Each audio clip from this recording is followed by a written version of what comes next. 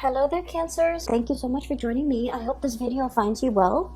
And before I start with this reading, I just want to say a few things here. I feel like the main energy for this month, we do have a Mercury retrograde that started on the 18th of February, and it's going to continue, especially through the first week of this month. And so what Mercury retrograde does for you guys, and I'm seeing it here in this spread, is that it's going to make you walk down memory lane, okay? Not physically, but I feel like emotionally. It's going to drag up a few things from your past that you might not have reconciled with. And it's going to, I guess, like trigger some of those events, some of those circumstances in the past that you felt like things could have, taken a different turn. Things could have turned out in a different way. Things could have been different. Okay, so you're going to go through, especially the first week, through this period of it's a slump. Okay, it's a walk down memory lane. It's going to evoke some of those feelings that might not be completely pleasant. Okay, so I guess the challenge for you guys for this month is to kind of come to terms with them. And if it makes you uncomfortable thinking about it, just ask yourself, why is it making me uncomfortable?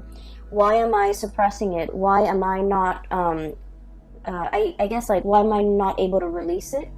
Why does it make me feel comfortable every time it comes up? Okay, so I feel like you have some murky waters that you need to kind of plug up your nose and just kind of brace for impact and just walk through. And once you go through that process of emotional purging, you're going to realize that, you know what, they're just thoughts, they're just words, they're just events in the past. They can't really hurt me anymore. The whole concept about discomfort is coming through. Discomfort, displacement, no longer being in an environment where you feel familiar, where you feel safe. Not that it's you're unsafe in a physical way, but it's sort of like you have changes that are brewing, you have changes that are coming. And so you kind of need to kind of purge this emotional past so that you can kind of move on and meet and face your future head on. Does that make sense? So the whole concept about discomfort comes up, and it's every time there's a thought, every time there's a situation, every time you think about a person, and if it triggers you in a way where you feel uncomfortable, you kind of need to ask yourself, why does it make me feel so uncomfortable? Does it reveal a weakness within me that I need to be aware of? Okay, because I do see that coming through. Does it reveal an aspect of myself that I might not have been made aware of? Does it reveal something about me that I need to come to terms with? Because a lot of the times when we're dealing with another person and our interpersonal interaction with another person, it reveals a lot about us, okay? And the things sometimes that we dislike or we find repulsive in another person, if we dig deeper, I feel like there's some underlying similarities between that person and us that we want to kind of purge from ourselves, okay? And that's why these are trigger points. And so realizing, why does that person make me feel so uncomfortable? Why was that situation so uncomfortable for me to think about? Will really help you. It's like you have an aversion for something, you don't want to think about it, but actually thinking about it, sorting through your feelings, sorting through how you feel about this situation, and what within you is being, I guess, triggered or poked at or prodded at.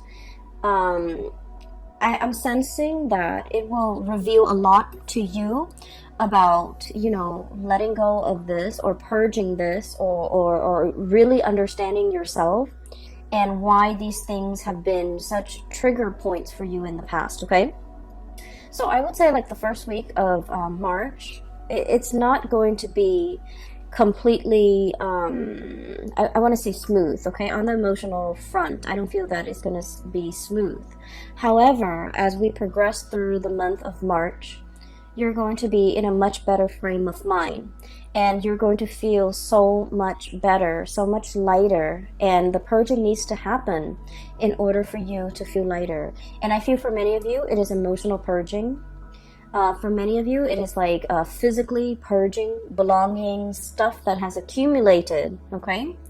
Ways of dealing with people, or even like unhealthy coping habits that you've been resorting to as well.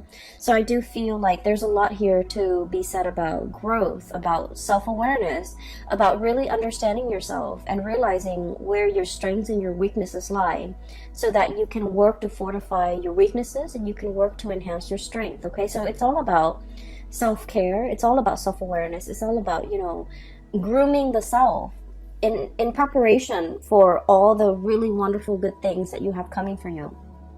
So the way that I look at this reading, it seems like this, okay? Honestly, everything that is over here is phenomenal, okay? We do have these two cards that they're coming out very early on in the spread, so I feel like their energy can feel a little bit heavy. So these are emotionally heavy cards. And then if you can, you know, find yourself kind of like bouncing above this or overcoming this, everything here looks very promising. All right. When I was shuffling out this spread for you, I saw an image, and it looks to me like a gas station back in the 60s, 70s. So I see this young man, he's driving like an Oldsmobile, like it's a really, really old car, but he painted it red, and you know, he takes really good care of it. He's giving it like premium grade gasoline, and he's very young too, so he looks like he's about 20, and he's wearing like just a it's not super clean, but just a white simple shirt, and he's wearing like, you know, pants and suspenders. He's got a little hat on. So he's like polishing the car, he's putting gas in it, and it's like it's very shiny, it's shimmering. It seems to me like it might be a car that his dad passed down to him or his grandpa passed down to him. But either way, I feel like, you know, for someone who's so young, he has such a beautiful car. It seems like it's passed down to him, and so it has sentimental value. So he's at a gas station pumping gas. And then there's another man, older, possibly in his 50s, kind of haughty, kind of like stuck up looking. And the man admires the car, and then he approaches the young man. He was all like, "How much you want for that car?" And the man is like, "Oh, it's not for sale." And he goes back to pumping gas. And the older man was all like, "I'll give you, you know, 5,000 for it." And the guy was like, "Sir, it's not for sale." And he goes, "I'll give you, you know, 6,000. He goes, "No." And then the guy keeps upping the price, like 7,000. And the young man tries to ignore him. And the older man, he's kind of like getting kind of upset, feeling like he's ignored, feeling undermined, feeling like, you know, why don't you want my money? Things like that. And so I feel a little bit of a standoff, like a little bit of a confrontation between these two people. And it's done in a very subtle way. And the older man is thinking, well, everyone has a price, you know. There's a price for everything. And then the young man just keeps ignoring him, and he goes about his business, wiping the car, and while the gas is filling up. And the older man was all like, well, everyone has a price. He tells the young man that, and the young man was all like, this is not for sale. Or, you know, like, I'm not for sale. Or, I don't have a price. Okay? So, when I saw this, I was thinking, you know, you're pretty much like the young man, okay? And the mentality here is that, you know, there's a situation that you're not really compromising on, okay? So it could be like a negotiation, a bartering process where somebody is trying to get the best deal. And I feel like you're very fixed about what you will or will not compromise on. And you're very fixed about what you will or will not tolerate, or you're very fixed about where you stand, okay? It's like, I will not budge from this position. So it's very much about defending your territory, not letting people walk all over you. But at the same time, the underlying message here is you're staying true to yourself, and you're realizing there are some things that money really can't buy, okay? And so when I saw that theme, I feel like the energy is played out in both of these cards. So first of all, we have here the Ten of Swords and the Seven of Pentacles. And let me talk about these two cards in tandem, because I feel like for many of you, you're going through this very reflective, introspective mode, and you're trying to, you're looking at events from the past. You're looking at everything that you have done, okay? He's got a broom in his hand, little red broom right there, and it's like cleanup, okay? Major cleanup, major repairs, major like overhaul, okay? Like I feel like it's cleaning up the pieces of your life, cleaning up a situation that has gone astray, cleaning up a situation that has gone awry, cleaning up after a potentially like an aftermath of some event that was not completely desirable, okay? Cleanup is messy. Cleanup is, no one wants to do it, honestly. And so I feel like there's a situation here where something needed to be cleaned up. And you've gone through that process of cleaning up, and you're sitting still, contemplating and trying to figure out, what was that all about? What could I learn from it? Why did it happen? Why did these events happen the way in which they did? And, how do I ensure that it doesn't happen again in the future?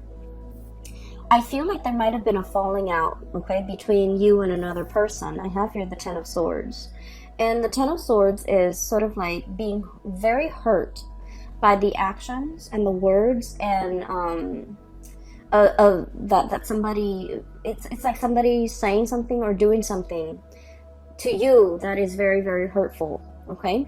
And with the Ten of Swords, it's like, whoever that's launching the swords, they had 10 tries and they hit the target every single time. So it feels like it's very personal. It feels like very directed. And it feels like, I feel like somebody really hurt you. Somebody might have said things that really triggered you. Somebody might have aimed for your weak spot.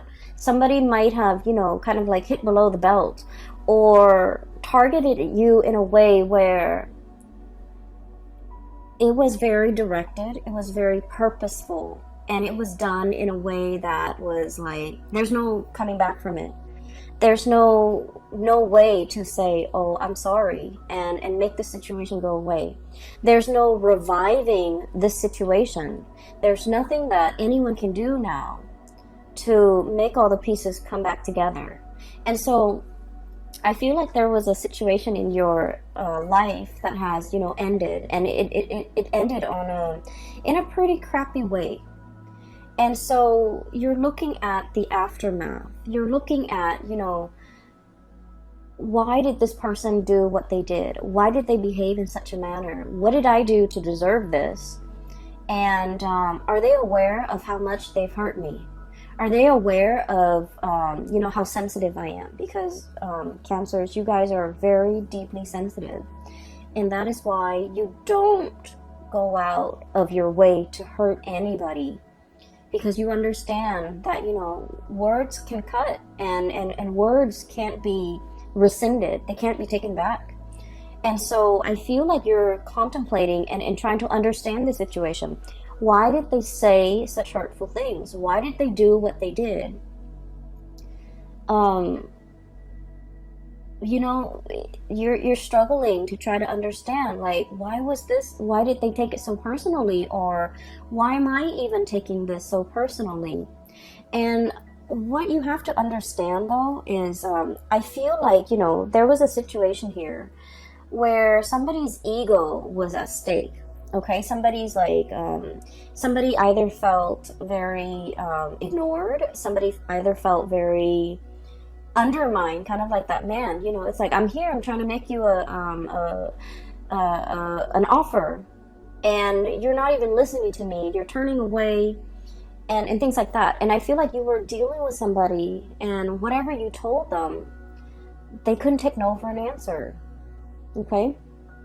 It's like telling them no multiple times. And you guys in general are not super assertive. But when you say no and then they refuse to acknowledge your no, or they refuse to accept it, I feel then, you start to ignore it. And then I also feel like this person was like fighting for attention. This person wanted to be the center of attention. This person wanted to make themselves heard. This person felt ignored. They felt overlooked. They felt like it was really affecting their ego. And so whatever was directed at you, it has nothing to do with you. It has everything to do with them and their insecurities. Okay? Not being able to hold their own, not being able to, talk to you like an adult, not being able to kind of approach you in a serious manner and in the spirit of, resolving things rather than just blindly attacking you. So I feel like there is a situation here. And no matter how much you try to, kind of like go over the events in your head, I feel like there wasn't another way that there wasn't another outcome that could have come out of this. You did what you had to do. And I feel like whatever, toxic venom that was thrown at from the other party, I feel like they did that out of a space of weakness, and they would have done this to anybody and not just you. But they felt like they were being ignored by you. They felt like you weren't giving them the time of day, and it really upset them. And that's when they kind of spew venom. And so, looking at the situation, the best thing to do is not to try to understand another person's motives. Okay. A lot of the times we want to give somebody the benefit of the doubt. We want to, believe that, well, people are all kind and sweet and helpful. But I feel like in this situation, it's stirring some really, really deep-rooted insecurities within the other person. And so their emotional reaction was not rational. And so trying to, understand it, trying to make sense of it, I feel like it might not be the right way to go about it, okay? Like, why did they say these hurtful things to me? Why did they behave in that way? And their actions was not coming from a space of rationality, so don't try to wrap your head around it, okay? It doesn't make sense. Does that sound like I'm making sense? So, aside from this little tidbit, I feel like it's a conflict. It's done and over with. There's nothing to be repaired, okay? Nothing can be done. Nothing can be repaired. Nothing can be fixed. Nothing can be salvaged. So it's a done deal. And because it's a done deal, we kind of need to move on, okay? So 10 of Swords. This is an ending here. A major relationship, a major situation a major phase in your life even, has kind of like ended. You're doing the cleanup. You're dealing with the aftermath. You've already cleaned up. You've already kind of like moved away from it. But I feel like, every now and again in the first week of March, memories will get triggered. Events will trigger and bring you back to that emotional space. And don't try to make sense of it, okay? Do your cleanup. Resolve this situation within yourself and move past it. Because what is right behind you and you're kind of turning your back to is we have the Ace of Wands, and then we also have as well the King of Swords, okay? So this indicates to me a lot of new energies that are in store for you that you need to be facing head on, okay? The Ace of Wands usually indicates some type of a new project, something that is very phenomenal, something that you can kind of like carry into your future with you. It's the Wands energy is a torch, okay? It's like something that is exciting and fun and passionate, and you're gonna feel very committed and very driven. A lot of the times too, it's like a whoosh, like a really fast, swift energy that denotes changes, forward movement, momentum, and it happens really, really fast. So while you're mulling over this situation, if you're too caught up in the past, this opportunity might slip you by. So you need to be very quick on the uptake, and you need to be physically looking at it, reacting to it, and grabbing it right when it comes in. Because like I said, this is very fast, and is in an element that is counter to yours. It's a fire energy. You're a water sign, and so you need to be very decisive, okay? And the King of Swords, this is a message here about, you know, being very, very discerning and being very decisive. Let's be honest, Cancers, I feel like decisiveness is not really your strong suit, okay? And the best way that I can explain this, and I don't know if you might relate to this, but what I feel is like with the Cancerian people, you know how if you look at the night sky, right, every night the moon, it changes its shape, okay? So it's like it grows bigger and bigger from a crescent moon into a full moon, and then it waxes, right? It reverts back to a crescent shape, and then it disappears.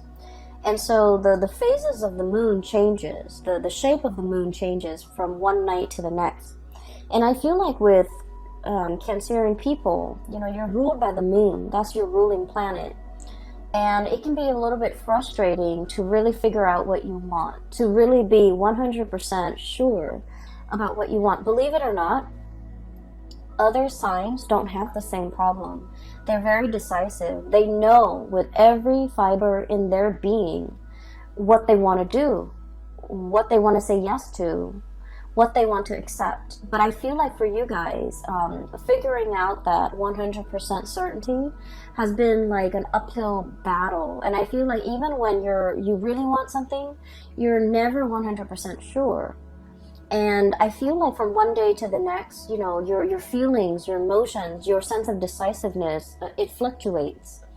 And so there might have been like a lot of opportunities where you're kind of like mulling things over, and then before you know it, the opportunity slips you by. And there might have been times where you're just kind of like thinking about all the missed opportunities, all the things that slipped you by while you were waiting to make a decision. And so the message here is life is accelerating. It's not going to stop. And life is not going to put itself on hold on account of any human being, on account of a mortal. Life happens. We need to roll with the punches. And so taking the time to mull things over is definitely, you know, something that everyone should do.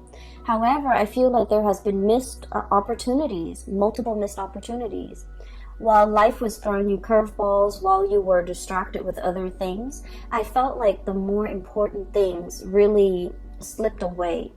And so for the month of March, we are reminded here with the King of Swords, this is the energy about being decisive.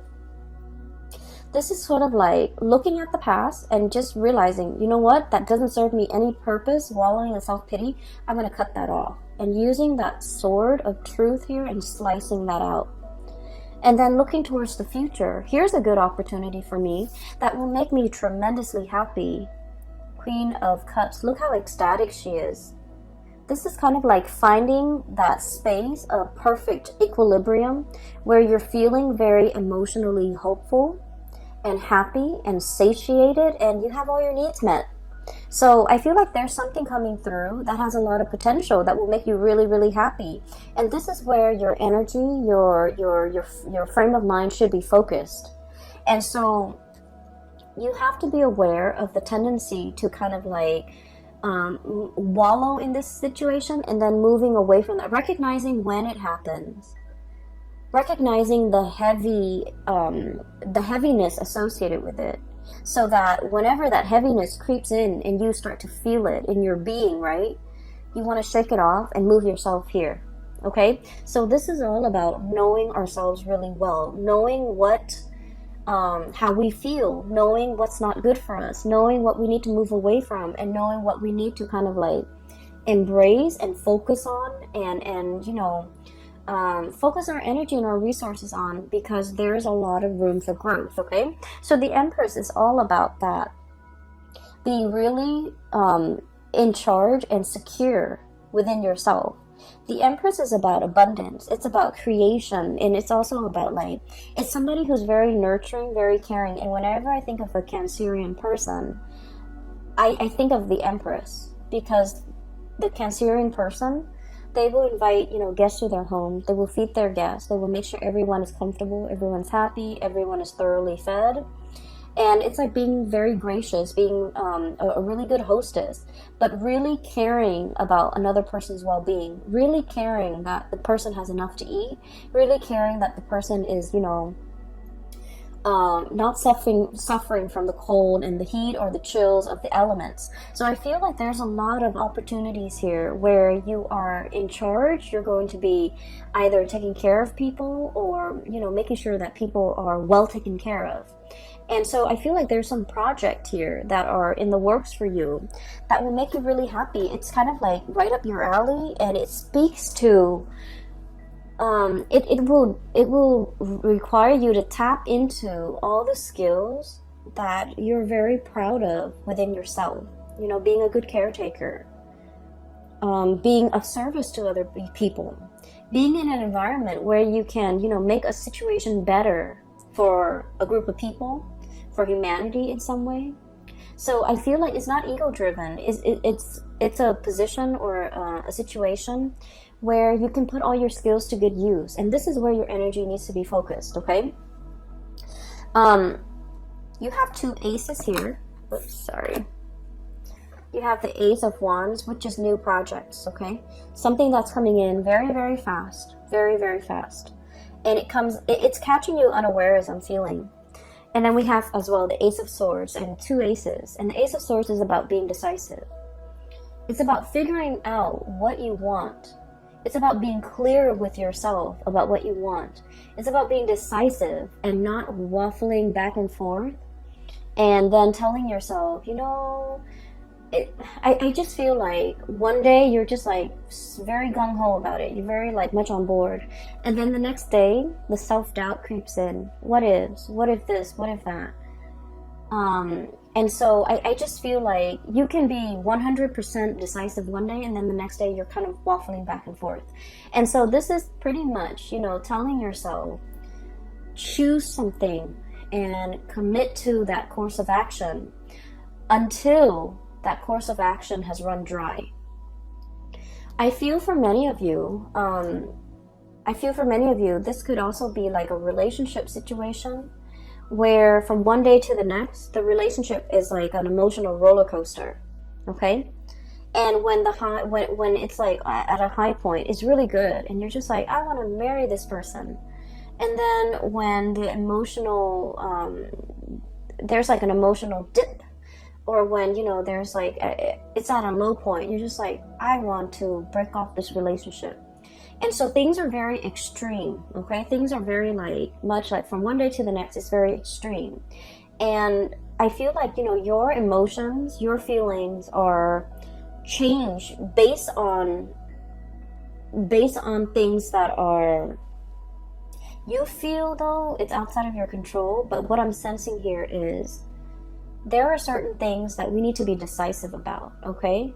And there are things that we need to anticipate. Life is not going to be a bed of roses. I almost feel like, you know, this energy about romanticizing things too much, wanting everything to be rainbow and lollipop. I feel like you're smart enough to understand that there are always going to be high and lows, okay? But in the end, like at the end of the day, everything balances out. But I feel like for many of you, when the high is really high, you're kind of like caught up in that emotional high, and you're trying to recreate it. And so when the situation hits an emotional low, you feel like you can't handle. You feel like you don't want to be in it. You feel like you can't handle it. And so what I'm sensing is, when it's an emotional high, take it for what it is. And, you know, understand that there will always be good days, there will always be bad days, and don't let those bad days dictate how you feel. Don't let those bad days get you into a negative space. So emotional moderation is one thing, but also being realistic enough to know that there are always going to be ups and downs in life, at work, in relationships, in all your interpersonal dealings. And so as a result of that, realizing that and recognizing it, I feel it's going to make things a lot more realistic, okay, a lot more manageable, so that your emotional state is not rattled every single time. Okay, so it's like, don't measure a situation based on all the emotional highs and lows, because the way you measure something, it's gonna fall somewhere in between. Okay, because at the end of the day, those emotional highs and lows will calibrate, and they'll even out. And so don't measure how you feel about a situation, about a job, about a person. Don't measure the past, especially based on those emotional highs and lows. Take them all in their totality, okay? I do feel like there's going to be a lot of communication coming through, okay? So we have here the Messenger, Page of Swords, okay? This is like somebody with envelopes, like physical mail that you are getting at your door, okay? Packages, mail, communication, emails, text messages, phone calls, and things like that. Keep your phone charged. Make sure that